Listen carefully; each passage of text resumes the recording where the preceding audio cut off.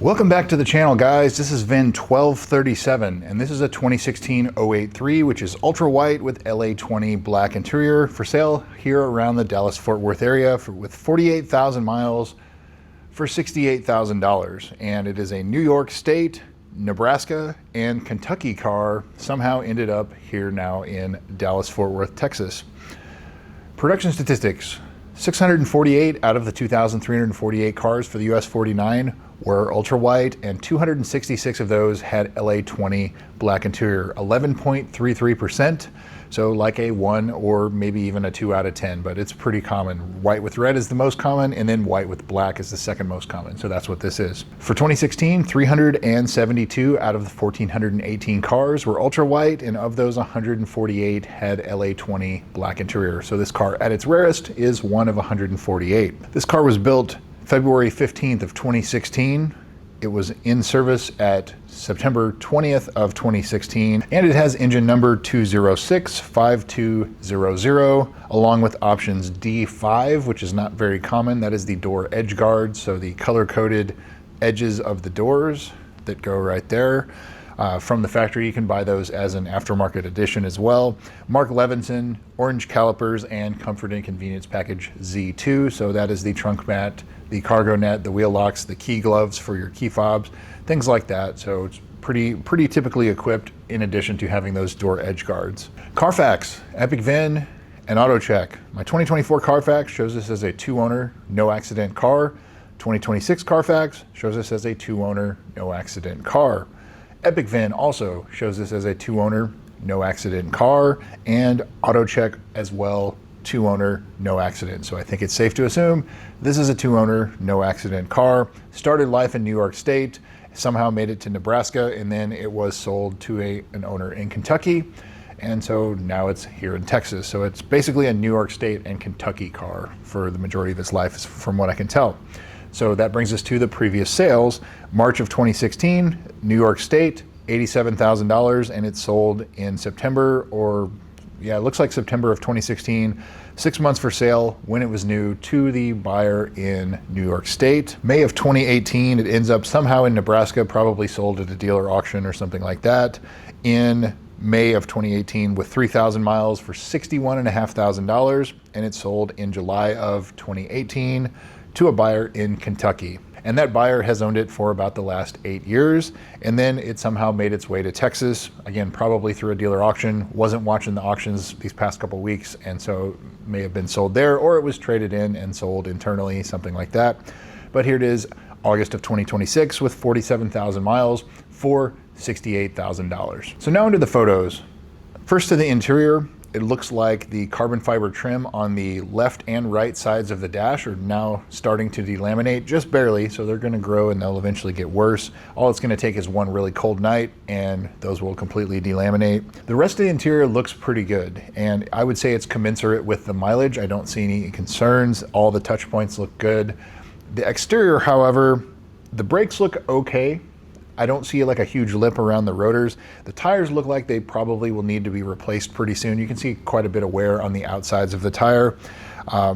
Again, probably needs replacement soon. The grille surround, the chrome around the grille is discolored, and I have seen that on a few cars, especially from states where you get like acid rain or things like that, where there's a lot of contaminants or pollution in the air, and it discolors the chrome on the grille. And it's just the plastic. It's not the stainless steel trim around the windows or anything like that. It is just the plastic grille. And so that it looks like it's discolored, and that piece is about $700 for the part. You can do it yourself, or if you have a body shop or a dealer do it, it's going to be probably even twice as expensive. So easily another $700 to $1,000 in labor, because it's very labor intensive to replace.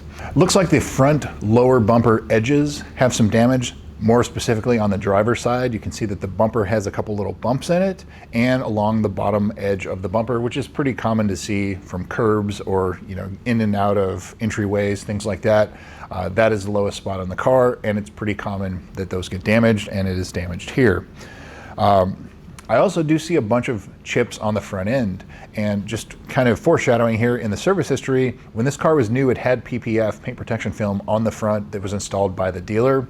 And I'm assuming it probably doesn't have it on anymore, probably because it yellowed. It starts to yellow over time. It's more noticeable on a white car. So it was removed at some time during its life. The carbon fiber trim on the front bumper also looks pretty pitted and will probably need to be refinished. And I also see a little bit of damage underneath the driver's side door on the lower rocker, unless that's maybe a piece of dirt that was missed in detail or some grease, road tar, something like that. Otherwise, that would be something that I would look a little bit more into. Pretty easy to figure out what's going on there. And then the only other thing I see is rusty lug nuts. And I don't know if that means winter driven or just a very aggressive wheel cleaner. These cars have excessively dusty brakes if you're using the Brembo pads, and so probably had a lot of wheel cleaners, and it probably just ate away at those lug nuts. But I would say overall it just looks like it was used. And 48,000 miles, the amount of wear on the outside, it looks pretty significant amount of wear, in my opinion, for a car with 48,000 miles. So as far as the price goes, for this mileage in this market, if this car needed nothing, which is not the case, it has some cosmetic issues that need to be addressed, probably needs tires, maybe a valley plate, who knows. This would be probably a mid-50s car. And so this car is priced at almost 70,000. So like out the door, you're gonna be probably 72, 73,000 on this car if you paid asking price. So it does need some things, but I would probably put it closer to like a lower 50s car because of all of the things that it may need. And so in my opinion, it's at least $15,000 overpriced, and I think the market data supports that. So this car, again, mid 50s if it needed nothing, low 50s where it's at, possibly even lower if there's more that it needs, like a valley plate repair or things like that if it's behind on service, which we will look at here in just a minute. So now to the service history.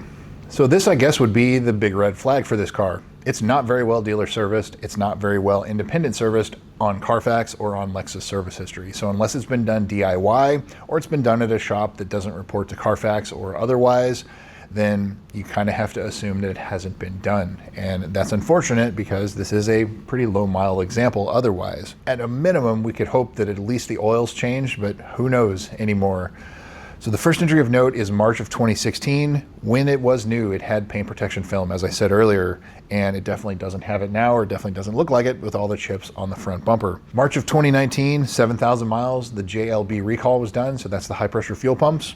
Those are already done and out of the way. And there is a service on Carfax, shows in December of 2025 at 45,000 miles, Mark's Muffler Shop in Kentucky. How very Kentucky sounding. So that's it. There is nothing else to go on as far as service on this car. So what's not done? Other than the low pressure fuel pump recall, of which parts are now available, the ZLZ, so that's the sticky dash, cracked, deforming, anything like that, that is good until September 20th of 2026. So you have a couple more months of coverage.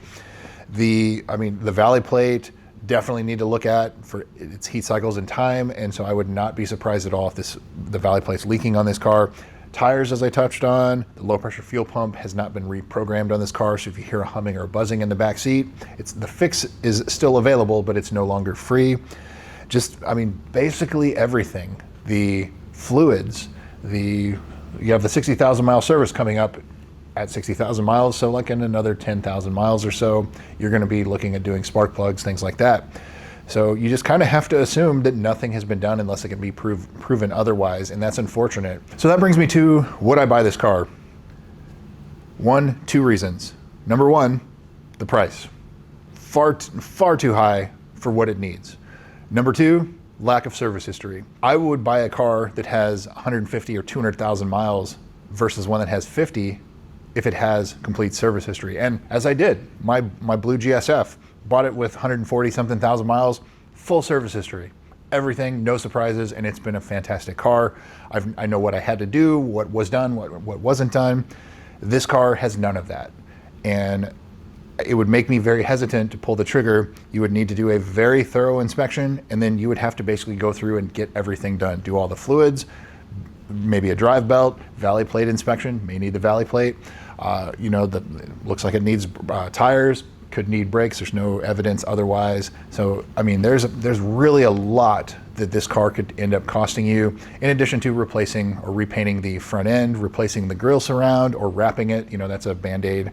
But there's a lot that would make me hesitate on this car, and for that, I'm out. I wouldn't consider this one for where it's priced, and because of the service history. The rest of it, I don't see any really issues other than the cosmetic stuff, but for me, I would probably pass on it.